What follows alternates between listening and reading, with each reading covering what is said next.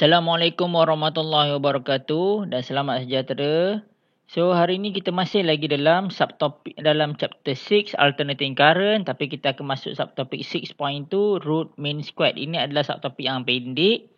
Kan? So basically dalam subtopik ni kita akan diperkenalkan dengan dua equation. We are going to use these two equations in order for us to calculate RMS current dan juga RMS voltage. So tak banyak contoh yang aku boleh tunjukkan tentang 6.2 ini sahaja, sebab biasanya 6.2 ni dia akan combine dengan soalan-soalan topik seterusnya, sebab ini adalah macam asas pengiraan current dan voltage. So tanpa membuang masa, aku pergi dekat soalan contoh question number 3. So macam mana kita nak kira voltage. So basically kalau kita diberi nilai ini adalah maximum voltage. Sebelum ni aku dah pernah cakap, okay, so maximum voltage tu apa maximum voltage? So kalau kita ada graf sinusoidal macam ini, okay, so maximum voltage tu adalah nilai yang paling tinggi. Okay, yang boleh dicapai, ini adalah dia punya maksimum. Okay, ini adalah dia punya maximum voltage. Alright, so ini nilai Vmax. Okay, yang dekat bawah ni pun selalu orang tersalah. Dia kata ini adalah minimum voltage. No, it is not. It's also maximum voltage, tapi negatif. Okay, so yang bawah ni pun also adalah maximum voltage. Kat mana dia punya minimum voltage ataupun current is always zero. Senang. So kalau soalan tu kata what is the minimum voltage for AC current? Zero. What is the minimum current for AC current? Is zero. Tak perlu kira pun. Kan, minimum zero. Tapi kalau maximum, kena tengok dekat equation ataupun tengok daripada graf. Alright. So dekat sini, ini adalah maximum voltage kita 200. So dia bagi kita resistor banyak ini. Dia suruh kita cari maximum current. So maximum current kita boleh gunakan Ohm's law. Okay, V0 is equal to I0 R. So kita boleh dapat dia punya maximum current. So second question, RMS current in the resistor.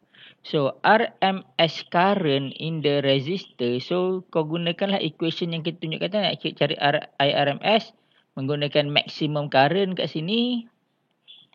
So kau boleh dapat dia punya jawapan. So persoalan yang selalu berlaku adalah what is RMS current? So RMS current is the value of current ataupun voltage yang mana kalau katakan kita, okay, so dia berkaitan dengan power sebenarnya. Okay, power average is equals to IRMS darab dengan VRMS.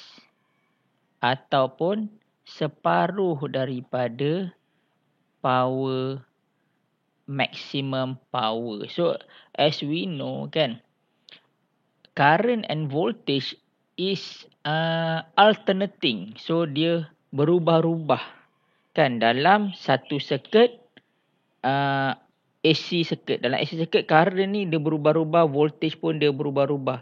So kalau kita nak cari maximum current, maximum power, kita akan darabkan current maximum dengan voltage maximum. Okay, itu power max. Power max is equals to I0 V0. So biasalah kalau katakan kita tengok barang-barang letter dia akan tulis maximum output. Okay, maximum power lah. Maximum power adalah nilai ini. Tapi adakah dia sentiasa produce this kind of value? No, it's alternating. Okay, so dia punya power tu tak sentiasa at maximum output. Okay, so nilai maksimum itu sangat susah nak dicapai sebenarnya. So basically bila kita cerita pasal maksimum, kan kita tengok maksimum tu, kita kena tengok dia punya average. Average dia adalah separuh lah sebab dia alternating. Alright. So what is IRMS and VRMS adalah current and voltage that will be used in order for us to get average power. Kan kita gunakan IRMS and VRMS untuk mencari average power bagi sesuatu alat elektrik ataupun litar elektrik bagi AC current.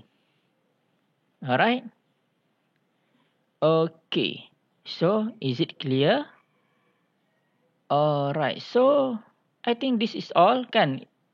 Contoh yang untuk IRMS and VRMS sama saja pengiraan menggunakan formula ini. Okay, formula ini adalah formula dia untuk cari IRMS dan VRMS. Alright. So, that's all for this session. Dan kita jumpa lagi. Assalamualaikum warahmatullahi wabarakatuh.